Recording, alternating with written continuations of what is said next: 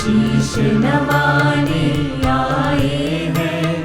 मोक्ष वही, उद्धार वही, उसे मनाने आए हैं।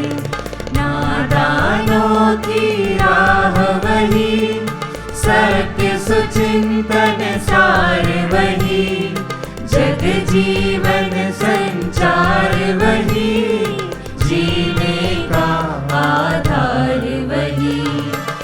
ईश पिता के चरणों में शीश नवाने आए हैं। मोक्ष वही, उद्धार वही, उसे मनाने आए हैं। पिता और पुत्र और पवित्र आत्मा के नाम पर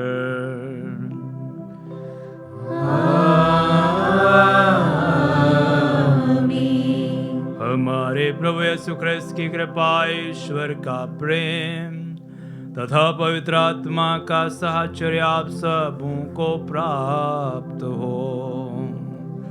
और आपकी आत्मा के साथ। प्रभु यीशु ख्रिस्त में मेरे प्यारे भाई बहनों, आज हम पुनः प्रभु के पावन दिन में प्रभु का गुण गाने, उसको धन्यवाद देने, उसकी महिमा और प्रशंसा करने के लाए हैं।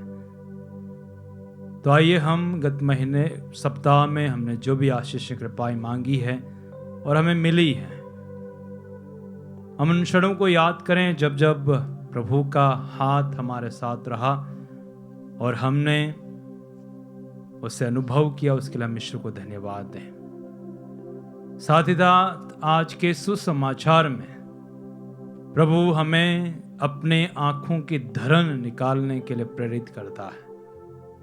हमने कई बार इस सप्ताह में दूसरों में गलतियां देखी होगी। हमने कई बार इस सप्ताह में दूसरों को दोष दिया होगा और अपने खुद की कमियों को हमने नजरअंदाज किया होगा। इसलिए आज के सुसमाचार में प्रभु हमें शास्त्रियों फरिस्तियों को कहते हुए हमें भी कहता है कि अगर आप में से कोई जो निष्पाप है पत्थर मारे। क्या मैं गत सप्ताह में ऐसे कार्य, ऐसी गतिविधियां, ऐसे विचार, ऐसे कर्म किए हैं जो प्रभु की नजर में खराब हैं या प्रभु को नाराज करते हैं? आइए थोड़ी देर हम मनन चिंतन करें, अपने मन को टटोल कर देखें। क्या मैंने मन के इन विचारों से कुछ ऐसी बातें करी हैं? अपने आदतों को देखें, अपने जीवा से निकले हुए शब्दों को देखें, अपनी जिम्मेदारियों को झांक कर देखें, अपने रिश्तों को झांक कर देखें। क्या मैंने उसके तहत ईश्वरीय आशीष में अपने आप को रखा या ईश्वर से दूर रहा? या फिर मैंने अपने लोगों में अधिक से अधिक गलतियां, कमियां ढूंढने का प्रयास किया? अगर ऐसा है तो आइए हम प्रभु से क्षमा मांगे। हम प्रभु के पावन बलिदान को चढ़ाने के लिए आए हैं। प्रभु हमसे साफ साफ कहता है, यदि तुम बलिदान चढ़ाने जाते हो तो सबसे पहले याद करो कि अगर तुम्हारे भाई या बहन के साथ विरोध कुछ है तो पहले उसके जाके मेल करो, फिर आके बलिदान चढ़ाना। तो आइए हम मेल करें, ईश्वर से मेल करें, क्षमा मांगे, पश्चाताप करें, ताकि ये पावन बलिदान योग्यता से हम चढ़ा सकें। हम सब मिलकर बोले, हे भाई बहनों, मैं सर्वशक्तिमान पिता ईश्वर और आप लोगों के सामने स्वीकार करता हूँ कि मैंने मन, वचन और कर्म से और अपना कर्तव्य न करने से, अपने कसूर से, अपने भारी कसूर से घोर पाप किया है। इसलिए मैं धन्य कुंवारी मरियम से, सब स्वर्गदूतों, सब संतों और आप लोगों से, हे भाई और बहनों, विनती करता हूँ कि आप लोग मेरे लिए प्रभु ईश्वर से प्रार्थना करें। सर्वशक्तिमान ईश्वर हम लोगों पर दया करे और हमारे पाप क्षमा कर हमको अनंत जीवन प्रदान करें। आमीन।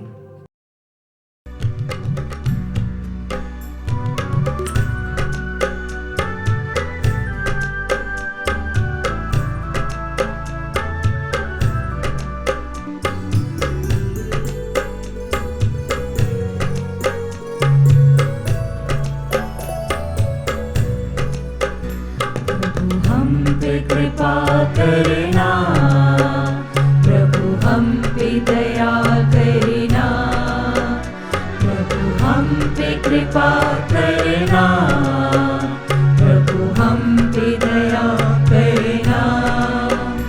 आए हैं पास तुम्हारे, आए हैं पास तुम्हारे, सारे पाप क्षमा करना, सारे पाप क्षमा करना।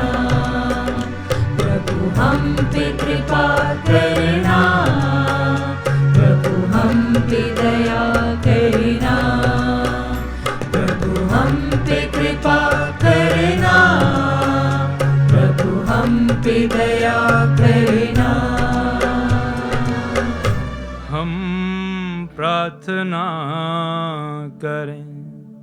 हे प्रभु ईश्वर, तूने हमें आदेश दिया है कि हम तेरे प्रिय पुत्र की शिक्षा पर ध्यान दें। तेरा वचन हमारे अंतरात्मा का भोजन बने, हमारा अंतकरण स्वच्छ हो जाए और तेरी महिमा के दर्शन से आनंद मनाए। हम ये प्रार्थना करते अपने प्रभु तेरे पुत्र यीशु ख्रिस्त के द्वारा, जो तेरे तथा पवित्र आत्मा के संग एक ईश्वर होकर युगानुग जीते और राज्य करते हैं। आमीन।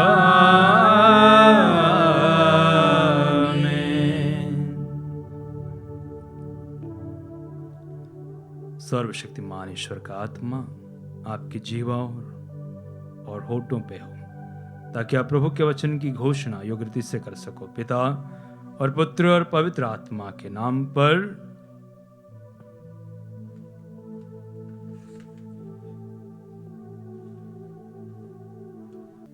चालीसी का 5वां इतवार। पहला पाठ। जब बाबुल के निर्वासन के समय यहूदी अपने देश से निकाल दिए गए थे, तो ईश्वर ने उन्हें ईसायास द्वारा दिलासा दिया और ये आश्वासन दिया कि जिस तरह उसने उन्हें मिस्र से निकाला था, उसी तरह वह अब उन्हें फिर अपने देश वापस ले चलेगा। नबी ईसायास का ग्रंथ, अध्याय 43, पद संख्या 16 से 21 तक। प्रभु ने समुद्र में मार्ग बनाया और उमड़ती हुई लहरों में पथ तैयार किया था। उसने रथ, घोड़े और एक विशाल सेना बुलाई। वे सब के सब ढेर हो गए और फिर कभी नहीं उठ पाए। वे बत्ती की तरह जल कर बुझ गए। वही प्रभु कहता है, पिछली बातें भुला दो, पुरानी बातें जाने दो। देखो, मैं एक नया कार्य करने जा रहा हूँ, वह प्रारंभ हो चुका है। क्या तुम उसे नहीं देखते? मैं मरुभूमि में मार्ग बनाऊंगा और उजाड़ प्रदेश में पथ तैयार करूंगा। जंगली जानवर, गीदड़ और शुतुरमुर्ग मुझे धन्य कहेंगे, क्योंकि मैं अपनी प्रजा की प्यास बुझाने के लिए मरुभूमि में जल का प्रबंध करूंगा और उजाड़ प्रदेश में नदियां बहाऊंगा। मैंने यह प्रजा अपने लिए बनाई है, यह मेरा स्तुति गान करेगी। प्रभु की वाणी। ईश्वर को धन्यवाद।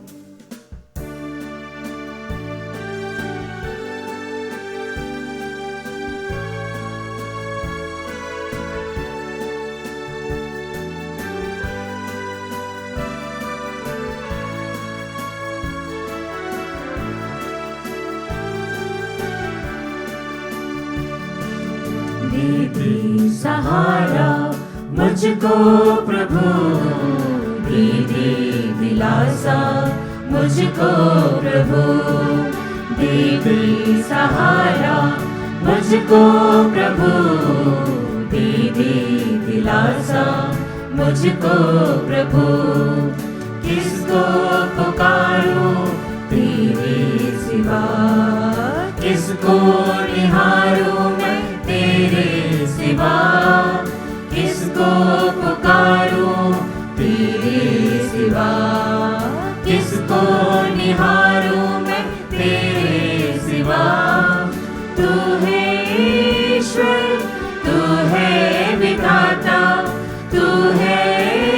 ईश्वर, तू है विधाता, तू है दयावान स्वामी मेरा, दे दे सहारा मुझको प्रभु, दे दे दिलासा मुझको प्रभु, दे दे सहारा मुझको प्रभु, दे दे दिलासा मुझको प्रभु।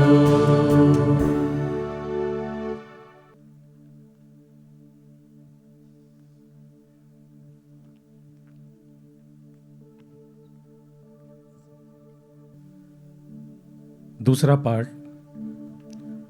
संत पौलुस हमसे कहते हैं कि उन्होंने मसीह के लिए सब कुछ छोड़ दिया। वह मसीह को छोड़कर और कुछ नहीं चाहते। वह जीवन भर मसीह के ज्ञान में आगे बढ़ना चाहते हैं ताकि वह एक दिन मसीह के पास पहुंच सके। हमें भी बराबर आगे बढ़ने की कोशिश करना चाहिए। फिलिपियों के नाम संत पौलुस का पत्र, अध्याय 3, वाक्य संख्या 8 से 14। पाठ का मूल सारांश इस प्रकार है। मसीह के दुखभोग का सहभागी बनने के लिए मैंने उनके लिए सब कुछ छोड़ दिया। मैं अपने प्रभु यीशु मसीह को जानना सर्वश्रेष्ठ लाभ मानता हूँ और इस ज्ञान की तुलना में हर वस्तु को हानि ही मानता हूँ। उन्हीं के लिए मैंने सब कुछ छोड़ दिया और उसे कूड़ा समझता हूँ, जिससे मैं मसीह को प्राप्त करूँ और उनके साथ पूर्ण रूप से एक हो जाऊँ। मुझे अपनी धार्मिकता का नहीं, जो संहिता के पालन से मिलती है, बल्कि उस धार्मिकता का भरोसा है जो मसीह में विश्वास करने से मिलती है, जो ईश्वर से आती है और विश्वास पर आधारित है। मैं चाहता हूँ कि मसीह को जान लूँ, उनके पुनरुत्थान के सामर्थ्य का अनुभव करूँ और मृत्यु में उनके सदस्य बनकर उनके दुखभोग का सहभागी बन जाऊं, जिससे मैं किसी तरह मृतकों के पुनरुत्थान तक पहुंच सकूं। मैं यह नहीं कहता कि मैं अब तक यह सब कर चुका हूं अथवा मुझ में पूर्णता प्राप्त हो गई है, किंतु मैं आगे बढ़ता जाता हूं ताकि वो लक्ष्य मेरी पकड़ में आए जिसके लिए यीशु क्रिस्त ने मुझे अधिकार में ले लिया है। भाइयों, मैं ये नहीं समझता हूँ कि वो लक्ष्य अब तक मेरी पकड़ में आ गया है। मैं इतना ही कहता हूँ कि पीछे की बातें भुलाकर और आगे की बातों पर दृष्टि लगाकर मैं बड़ी उत्सुकता से अपने लक्ष्य की ओर दौड़ता जाऊं, ताकि मैं स्वर्ग में वह पुरस्कार प्राप्त कर सकूं जिसके लिए ईश्वर ने हमें यीशु मसीह में बुलाया है। प्रभु की वाणी। ईश्वर को धन्यवाद। जय घोष। बुराई नहीं बल्कि भलाई की खोज में लगे रहो, जिससे तुम जीवित रह सको और कि विश्वमंडल का परमेश्वर सचमुच तुम्हारे साथ हो।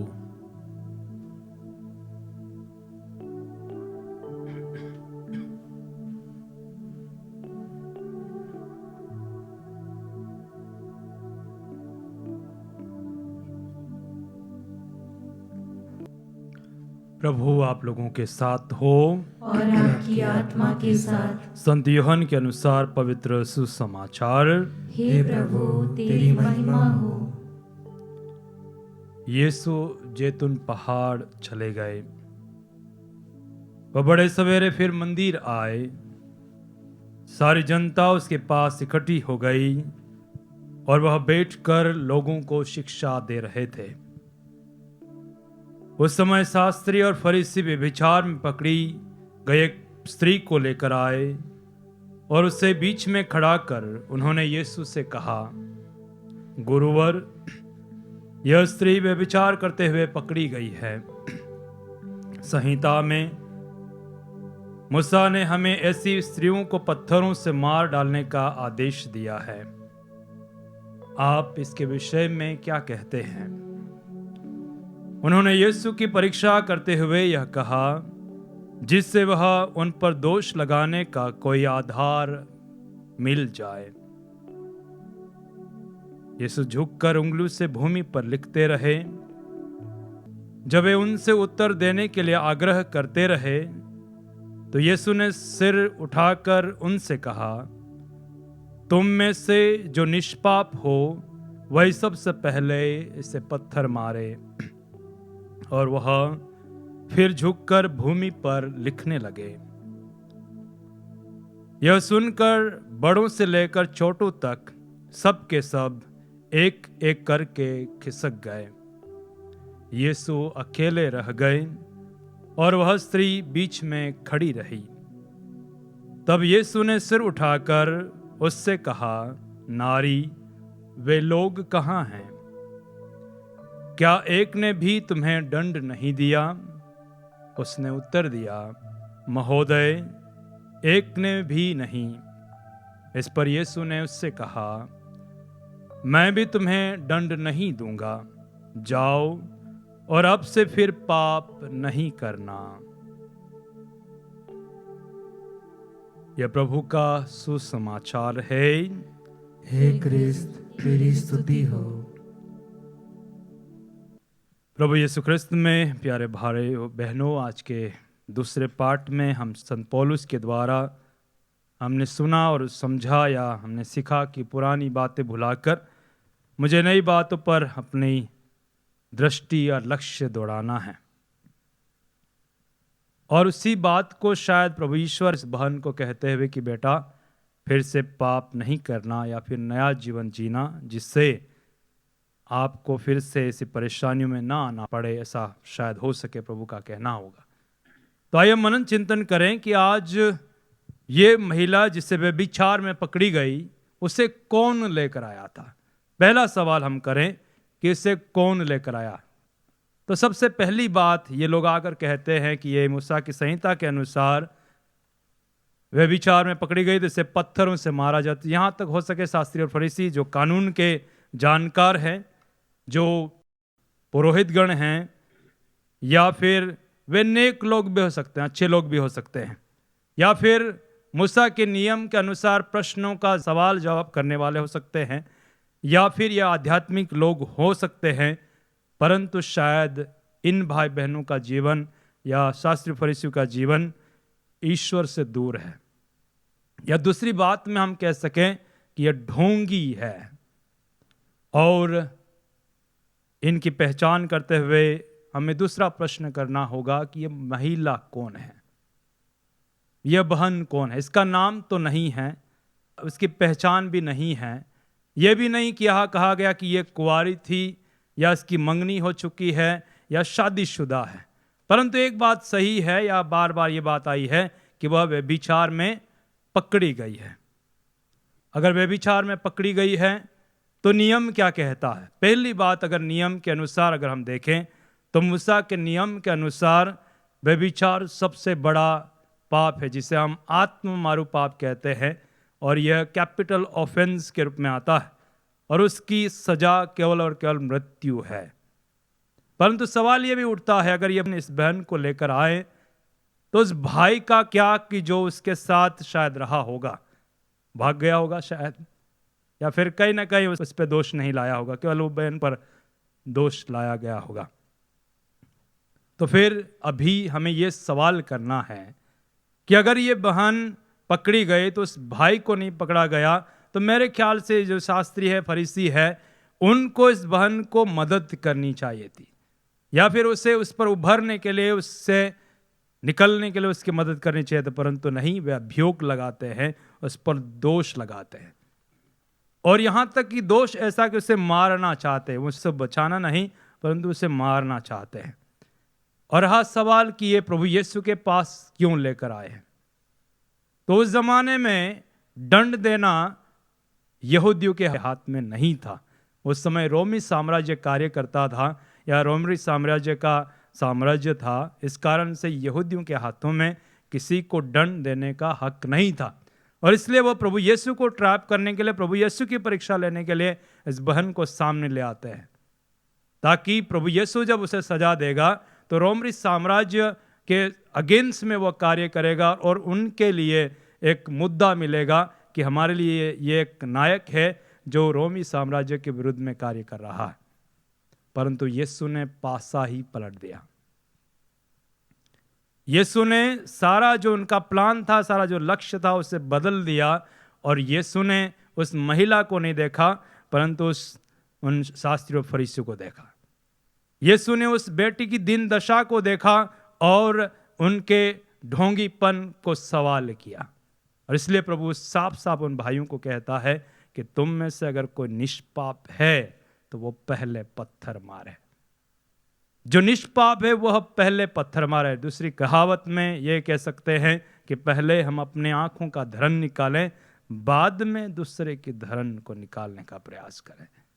और आप हम सभी ने पढ़ा सुना और आपने जानते हैं कि वह सब एक एक करके भाग जाते हैं, एक एक करके भाग जाते हैं।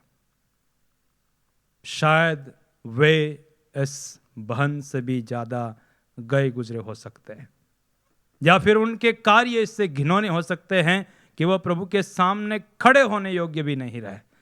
परंतु अंत में हम देखते हैं कि यह बहन वहीं रही, अकेली खड़ी रही। अब 4 चीजें यहां होती है। पहली चीज, यीशु ने उस बहन को देखा।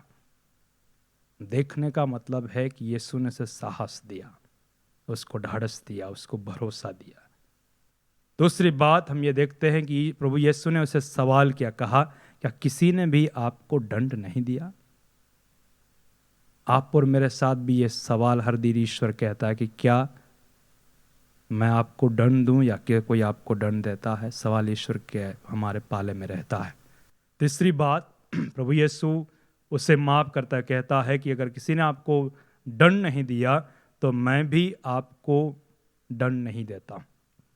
और चौथी बात बहुत चैलेंजिंग है, हर एक के लिए चुनौती है। हम बार बार पाप स्वीकार करते हैं, उसमें हम एक बात कहकर आते हैं कि अब से मैं फिर पाप नहीं करूंगा, और वही बात प्रभु यीशु आज दोहराते हैं, जाओ फिर से पाप नहीं करना। यह हम सभी का चैलेंज है, हम सभी के लिए चुनौती है, हर एक के लिए, धर्मी हो, पापी हो, अमीर हो, गरीब हो, छोटा हो, बड़ा हो, हर एक के लिए चुनौती है। क्या मैं जो प्रभु की दया और करुणा को पा लिया, उसकी माफ़ी को पा लिया, क्या मैं उस आशीष के तहत अपने जीवन को जीने का प्रयास करता हूँ? आज हम सवाल करें, क्या मैं फरीसियों जैसा हूँ जो दूसरों में दोष देता हूँ, या फिर मैं उस व्यभिचारिणी स्त्री के समान हूँ जो प्रभु के सामने प्रस्तुत होता है, या फिर उस भाई के समान जो भाग गया, जब अपना दोष नहीं कबूला वो शायद निकल गया होगा, या फिर मैं प्रभु के समक्ष केवल नियमों और उसके सभी उसूलों को ही मानता हूँ, परंतु मेरा हृदय ईश्वर से दूर है। आइए इन सवालों करते हुए हम मनन चिंतन करें, प्रभु से माफ़ी मांगे। ये पश्चाताप का समय भी है और प्रभु से मर्जी करेंगे, प्रभु हमारे हर एक पाप को माफ़ करें।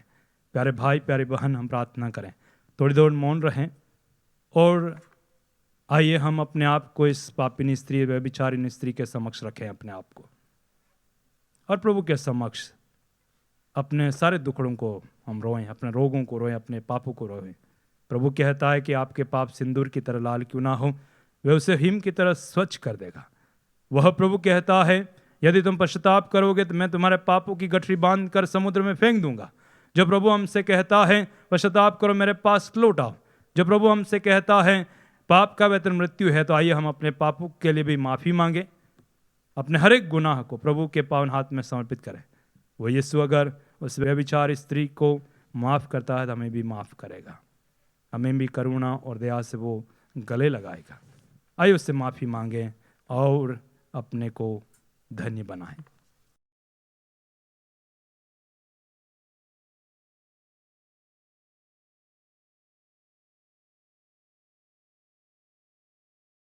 हम अपने विश्वास की घोषणा करें।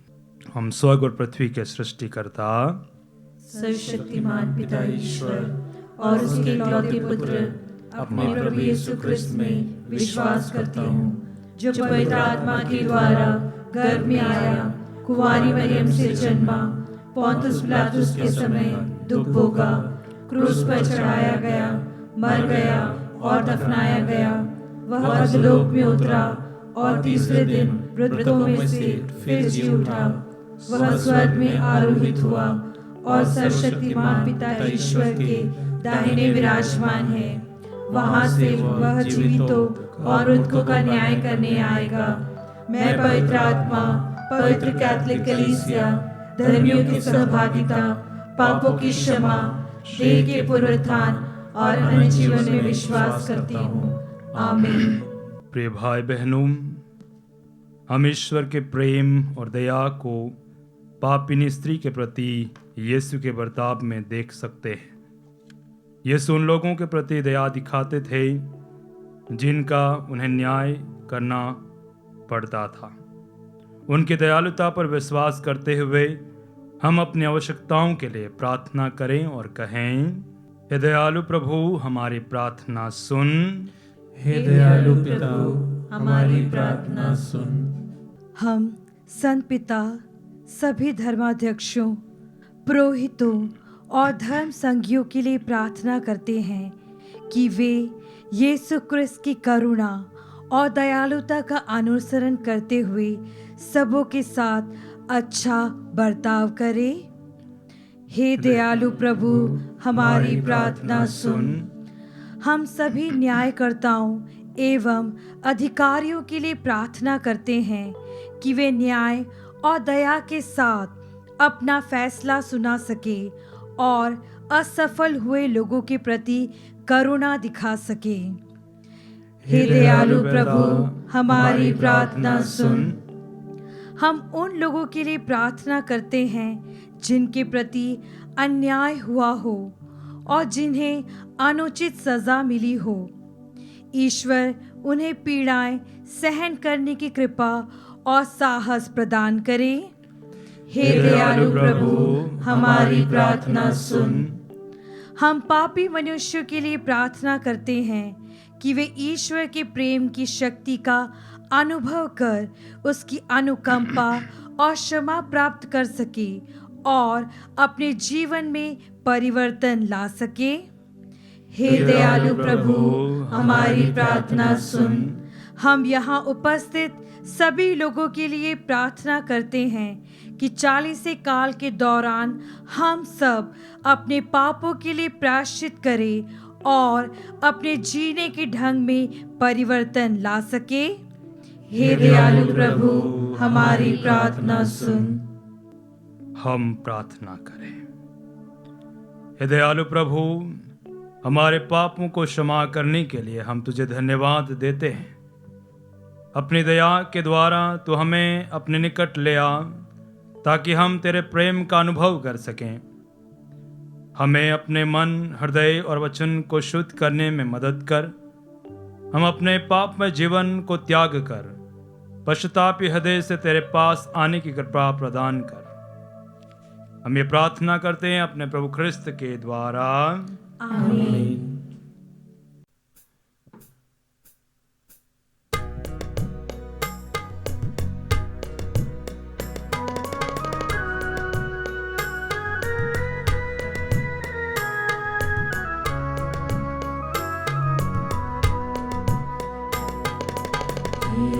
प्रभु तेरे सामने मैं आ गया ऐसे,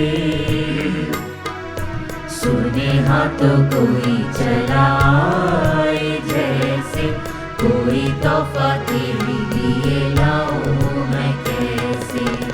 मेरा ये जीवन, मेरा ये तन मन, सांसें है मेरी तुझसे। तूने किया जो, मुझको दिया जो, वैसा ना होगा मुझसे। तेरा कहा ना किया, जैसे तूने चाहा मैं ना वैसे जिया। हे प्रभु तेरे साथ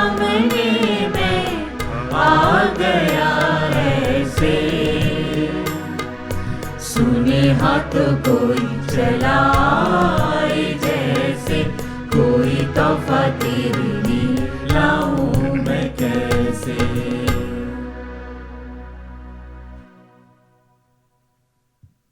भाई और बहनों, प्रार्थना कीजिए कि सर्वशक्तिमान पिता ईश्वर मेरा और आप लोगों का बलिदान ग्रहण करें। प्रभु अपने नाम की स्तुति तथा महिमा के लिए और हमारे तथा अपने समस्त पवित्र कलीसिया के लाभ के लिए आपके हाथों से यह बलिदान स्वीकार करें। हे प्रभु, यह बलि हमारे अपराधों की क्षमा दिलाए और पास्का पर्व मनाने के लिए तेरे विश्वासियों का तन मन पवित्र करें। हम ये प्रार्थना करते हैं अपने प्रभु ख्रिस्त के द्वारा। आमीन। प्रभु आप लोगों के साथ हो और आपकी आत्मा के साथ। प्रभु में मन लगाइए।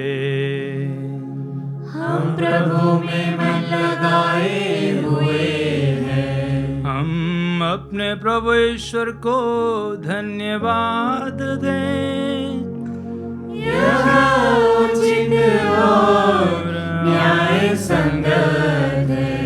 हे प्रभु पवित्र पिता, सर्वशक्तिमान और शाश्वत ईश्वर, ये वास्तव में उचित और न्याय संगत है, हमारा कर्तव्य तथा कल्याण है कि हम सदा और सर्वत्र अपने प्रभु ख्रिस्त के द्वारा तुझे धन्यवाद दें। इन्होंने अपने शिष्यों से अपनी मृत्यु की भविष्यवाणी की और पवित्र पर्वत पर उन्हें अपने प्रताप की झलक दिखाई। इस भांति इन्होंने स्पष्ट कर दिया कि दुख भोग द्वारा ही पुनरुत्थान की महिमा प्राप्त होती है। इस सच्चाई का साक्ष्य संहिता और नबी भी देते हैं।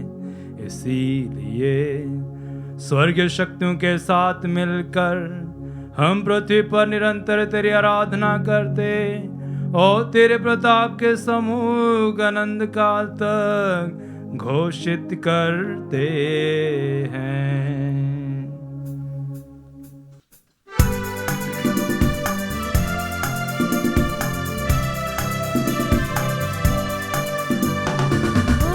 भरी आवाज में हम करी प्रभु का स्तुति गान। स्वर्ग के सब दूतों के संग गाई उसका मंगल गान, गाई उसका मंगल गान।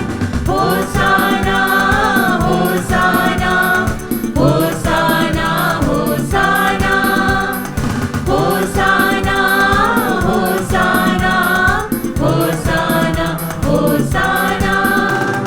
जिसकी महिमा है भूअंबर में, उसका करे हम पूजन, उसका करे हम पूजन। मन की सारी शक्ति से हम गाए उसका महिमा गान, गाए उसका महिमा गान। होसाना होसाना होसाना होसाना होसाना होसाना होसाना होसाना। ऊंचे गगन में प्रभु परमेश्वर को करे हम जय जय गान, करे हम जय जय गान। धन्य धन्य है शक्तिमान ईश्वर, पावन उसका नाम महान, पावन उसका नाम महान। होसाना होसाना होसाना होसाना होसाना होसाना होसाना होसाना। हे प्रभु, तू वास्तव में पवित्र है, सारी पवित्रता का स्रोत है। हम तुझसे प्रार्थना करते हैं कि तूने उपहारों को अपने आत्मा के संस्पर्श से पवित्र कर दे, कि हमारे प्रभु यीशु ख्रिस्त के शरीर तथा रक्त बन जाए। जब वे स्वच्छा से मृत्यु के लिए सौंपे गए उन्होंने रोटी ली, तुझे धन्यवाद दिया, रोटी तोड़कर उसे अपने शिष्यों को देते हुए कहा, तुम सब इसे लो और इसमें से खाओ, क्योंकि ये मेरा शरीर है जो तुम्हारे लिए बलि चढ़ाया जाएगा। हे मेरे प्रभु, हे मेरे ईश्वर।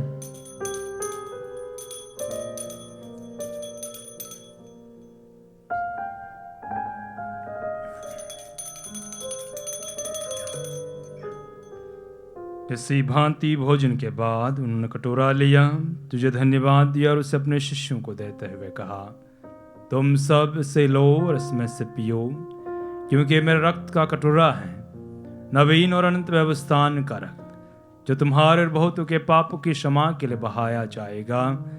तुम मेरी स्मृति में यह करो। हे मेरे प्रभु, हे मेरे ईश्वर।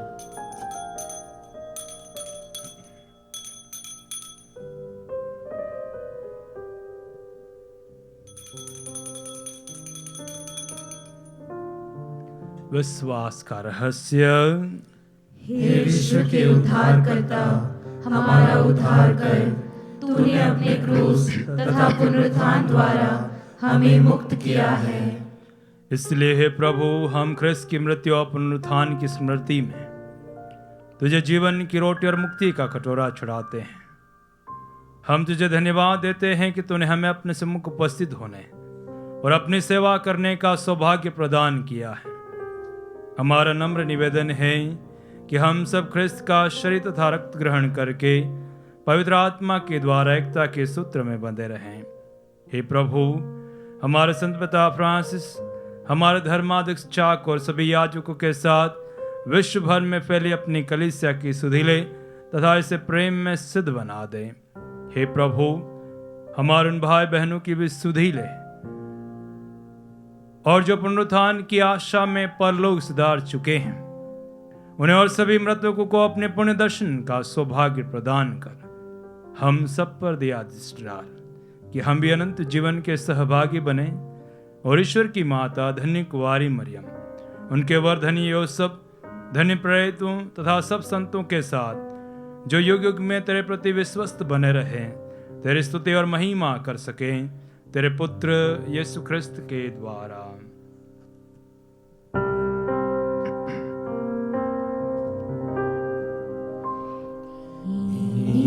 प्रभु ख्रिस्त के द्वारा, इन्हीं के साथ और इन्हीं में, हे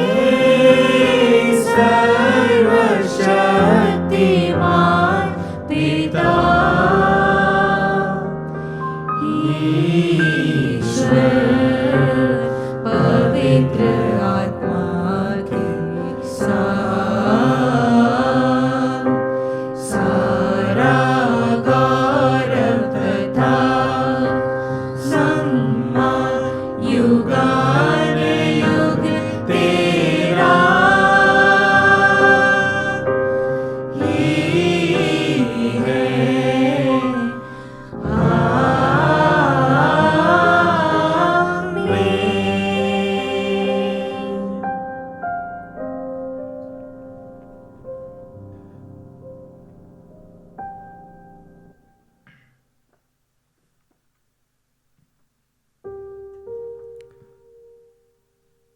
मुक्तिदाता के आदेश पर हम सब मिलकर पिता ईश्वर से प्रार्थना करें, जिसे प्रभु यीशु ने हमें सिखाया है। हे हमारे पिता जो स्वर्ग में है, तेरा नाम पवित्र किया जाए, तेरा राज्य आए, तेरी इच्छा जैसे स्वर्ग में वैसे इस पृथ्वी पर पूरी हो। हमारा प्रतिदिन का आहार आज दे दे और हमारे अपराध में क्षमा कर, जैसे हम भी अपने अपराधियों को क्षमा करते हैं, और हमें परीक्षा में न डाल परंतु बुराई से बचा। हे प्रभु, हम तुझसे प्रार्थना करते हैं, सभी बुराइयों से हमें बचा और जीवन में हमें कृपा व शांति प्रदान कर। हम तेरी दया से सदा पाप से दूर और हर विपत्ति से सुरक्षित रहें और उस दिन की प्रतीक्षा करते रहें जब हमारे मुक्तिदाता यीशु ख्रिस्त फिर आकर हमारी धन्य आशा पूरी करेंगे। क्योंकि तेरा राज्य, तेरा सामर्थ्य और तेरी महिमा अनंत काल तक बनी रहती है। हे प्रभु यीशु ख्रिस्त, तुमने तुझसे कहा है, मैं तुम्हारे लिए शांति छोड़ जाता हूँ, अपनी शांति तुम्हें प्रदान करता हूँ। तो हमारे पापों पर नहीं, अपनी कलीसिया के विश्वास पर दृष्टि डाल और कृपा पूर्वक उसे शांति तथा एकता प्रदान कर। तू जुगानु जीता और राज्य करता है। आमीन। प्रभु की शांति सदा आप लोगों के साथ रहे और आपकी आत्मा के साथ। परस्पर शांति अभिवादन करें।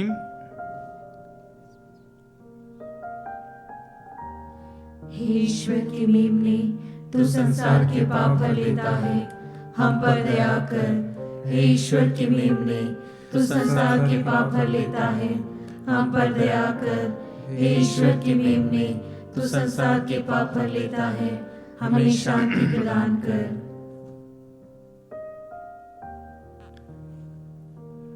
देखिए ईश्वर का मेमना, इन्हें देखिए जो संसार के पाप भर लेते हैं।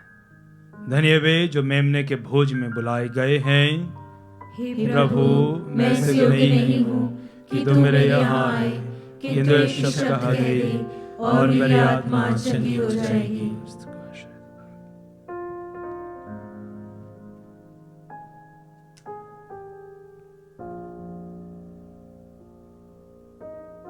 हे मेरे प्रभु यीशु, मैं सारे हृदय से विश्वास करती हूँ कि आप पवित्र यूकरिस्ती संस्कार में उपस्थित हैं। हे प्रभु, मैं सभी चीज़ों से बढ़कर आपको प्रेम करती हूँ और मेरी यही अभिलाषा है कि आप मेरी आत्मा में आकर बस जाएं, क्योंकि हे प्रभु, मैं आपको आज ग्रहण करने में असमर्थ हूँ। हे प्रभु, आध्यात्मिक रूप से आकर मेरे हृदय में समा जाइए।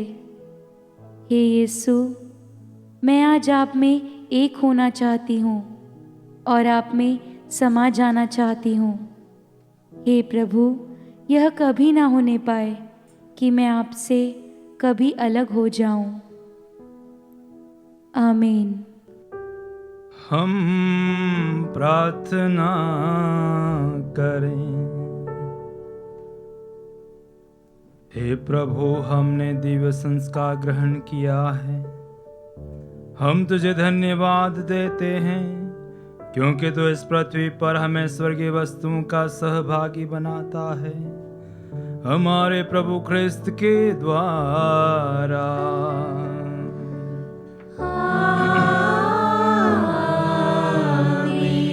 प्रभु आप लोगों के साथ हो और आपकी आत्मा के साथ।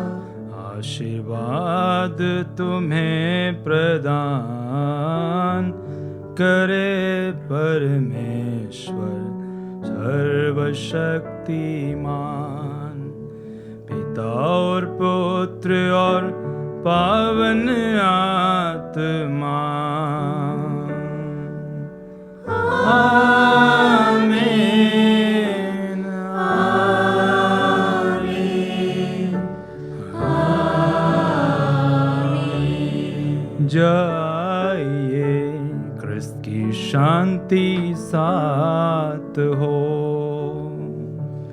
ईश्वर को